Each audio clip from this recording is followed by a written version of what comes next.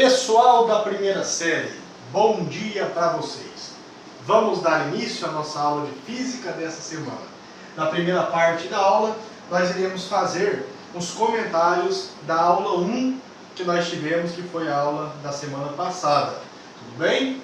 Na aula de número 1 do terceiro bimestre, nós iniciamos o estudo sobre dinâmica. Se vocês lembrarem, no primeiro bimestre, nós dividimos a física basicamente em cinemática e dinâmica, onde a cinemática se preocupava em questões de cálculo de velocidade, de aceleração, e na dinâmica nós havíamos falado que é uma parte da mecânica que vai trabalhar questões do porquê que acontece o movimento, como que acontece o movimento e como eu posso alterar este movimento, tudo bem? E quando eu penso nesta situação, nada mais é que eu estou estudando as leis de Newton, as famosas 3 leis de Newton, primeira, segunda e terceira lei. Tudo bem?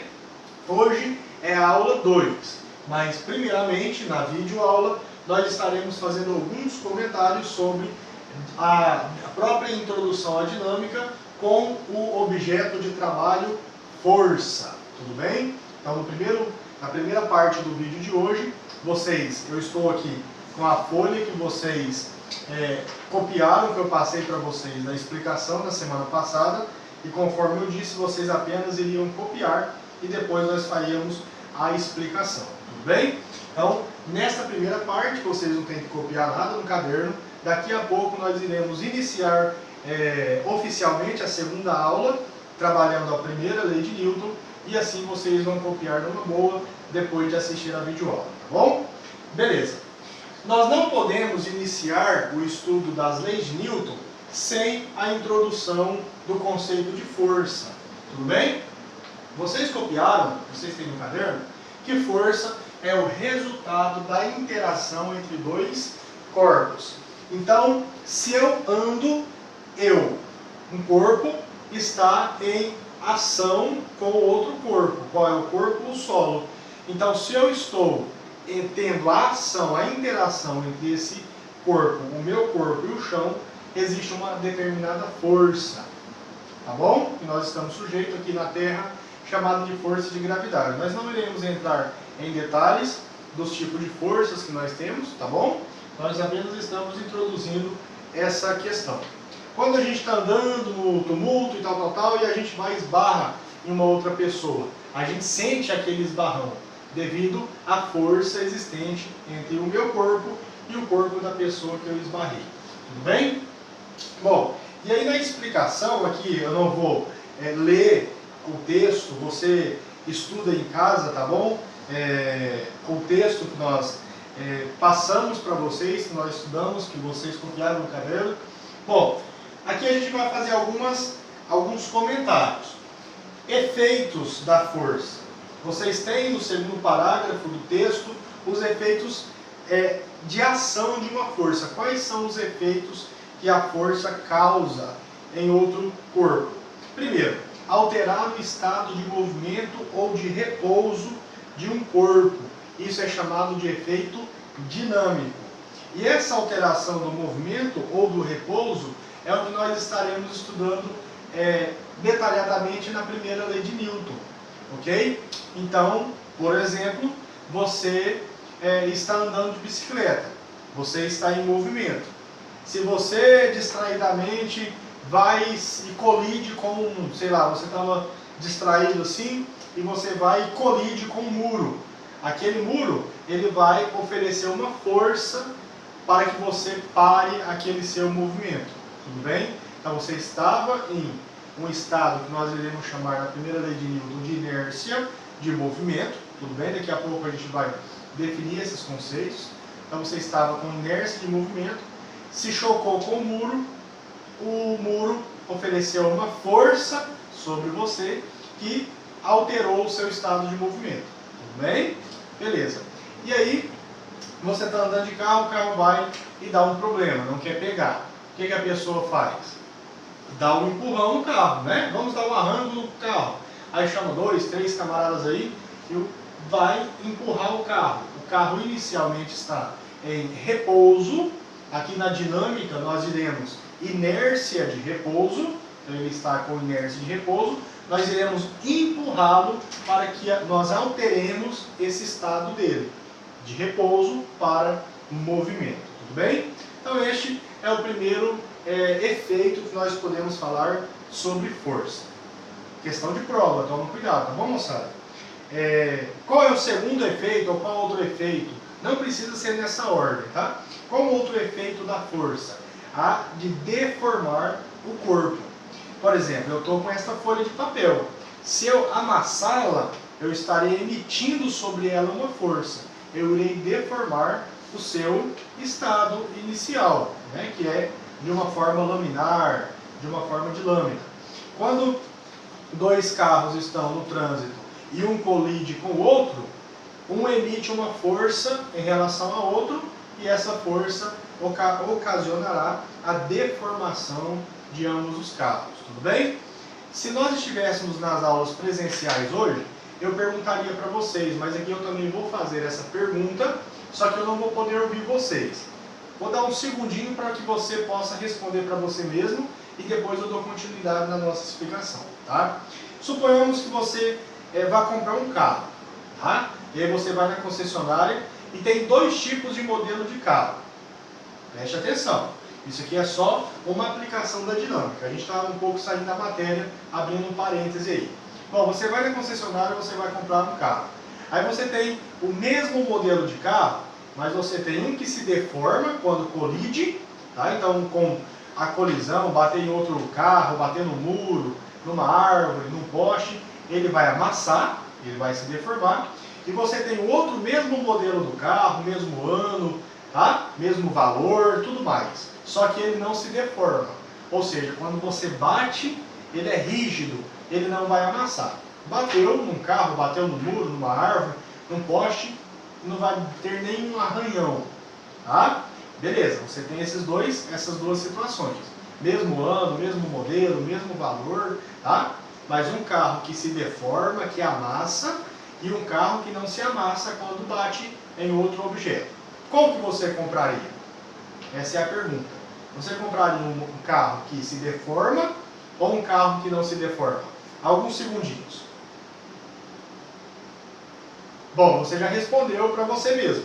Se nós estivéssemos na sala, a gente discutiria isso aí pessoalmente, mas infelizmente nós não estamos. Bom, a resposta correta é o carro que se deforma, que amassa todão. Colidiu, ele vai se amassar todo. Aí você vai me falar, pô, professor, mas sério mesmo? É melhor comprar um carro que se amassa do que um carro que não se amassa? Você que respondeu que prefere comprar o carro que deforma, acertou. Por quê? E você, outra pergunta, antes de eu dar a resposta para vocês. Você já viu ou conhece, viu na televisão ou tem na sua casa, aqui na cidade, algum carro que quando se colide não deforma? Não amassa? Não existe. Por quê, pessoal? A deformação, o amassar do carro, serve justamente para proteger as pessoas que estão dentro dele na colisão. Por quê? Porque fisicamente, quando você não, vamos colocar uma pessoa, Deus me livre e guarde. Quando a pessoa colide com um outro objeto e o carro em que ela se deforma, o impacto da colisão é distribuído pela bateria. Então, quando a pessoa colide de carro com algum outro objeto, o impacto que ela sofreria vai ser menor do que se ela estivesse dentro de um carro que não se deforma. Tudo bem? Então, na colisão, o carro fica todo amassadão, né, se deforma todão, por quê? Para proteger as pessoas que estão no interior dele. Então, a pessoa tem que se alegrar, graças a Deus, que a engenharia mecânica, ela criou este mecanismo de proteção do próprio passageiro, dos passageiros ali do automóvel. A colisão é justamente para que eles não se firam tão gravemente. Uma colisão muito grave, a pessoa, né, se amassa todo ou até entra em óbito. Se o carro fosse rígido, ela viraria um ovo estourado lá dentro, tá bom? Então quem respondeu que mesmo podendo comprar um carro que não se deforma, mas compraria um que se deforma, acertou, justamente para proteger a integridade dos passageiros. Tudo bem? Beleza. Vamos voltar à aula. Então, nós vimos que a força, ela altera o estado de movimento ou de repouso. Nós vimos que ela tem a capacidade de deformar o corpo. E a terceira ação, o terceiro efeito é o quê? Anular a ação de uma outra força. Ela anula justamente a ação de uma outra força. É o que nós falamos. Tem um poste, tá? E aí o carro vem e colide com o poste. O poste emite uma força em relação... O carro, desculpa, vai emitir uma força no poste. E o poste emite uma força sobre o carro. Ele anula a força. Tudo bem? Tem a capacidade de anular a força. Isso nós iremos ver direitinho na terceira lei de Newton. Tudo bem, gente? Bom, beleza. Dando continuidade no que nós já escrevemos no caderno, na prática, na natureza, nós não temos o estudo ou o trabalho de forças isoladas. Tá? Uma força agindo no corpo, outra força... Não. Nós temos um conjunto de forças chamado de força resultante. Vamos ver este exemplo aqui. Nós temos um corpo, tá bom? Esse pontinho aqui é um corpo, não um corpo nosso, um objeto, tá bom? Que em física a gente vai chamar de corpo. Então nós temos esse corpo, que está sofrendo três forças. Uma força F1, uma força F2 e uma força F3. Se nós estivéssemos na sala de aula, eu pegaria uma mesa da nossa sala de aula, uma mesa de estudante, pediria para o aluno puxar a mesa em um sentido e dois outros alunos também nesse sentido. Tá? O que nós podemos observar aqui, pessoal? Que F1, a seta da F1 é menor que a seta de F2 e F3. O F2 e F3 no meu desenho ficou igual, é para ser igual.